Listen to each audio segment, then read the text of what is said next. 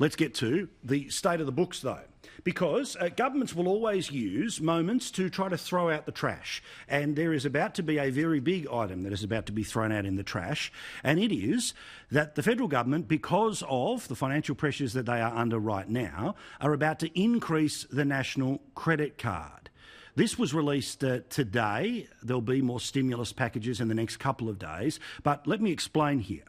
Australia has a credit card limit of $600 billion, more than $500 billion.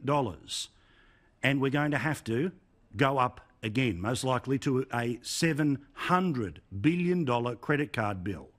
We get there because every time there is a budget deficit, it goes on top of the last one, and after 10 years, we now owe the rest of the world the best part of $500 billion, as you can see. Analysts said the combined slowdown of the economy, which is expected to all the way go through the March quarter, as well as extra costs, including bushfires and the stimulus package that is about to come from the Treasurer, means they have no option but to increase the debt ceiling.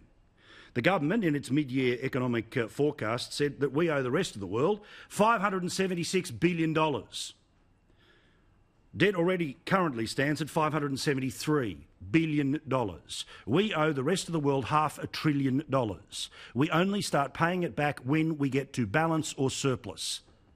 That's why the surplus matters. That's why the surplus has always mattered. There won't be a surplus this year, which means another deficit, which means the credit card bill has to go up because there's no other options.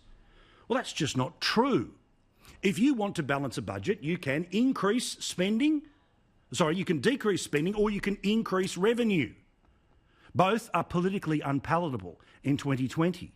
Nobody wants new taxes. We had an entire election about that. And as for spending, we have a Senate that won't allow this current government to get rid of welfare spending that is supposed to compensate people for the freaking carbon tax, which hasn't existed since 2014. Don't say that there's no options, because there are two big options, but they're options that our modern politics will not allow us to take.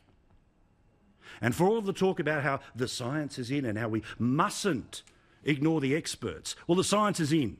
We can't owe the rest of the world $500 billion forever.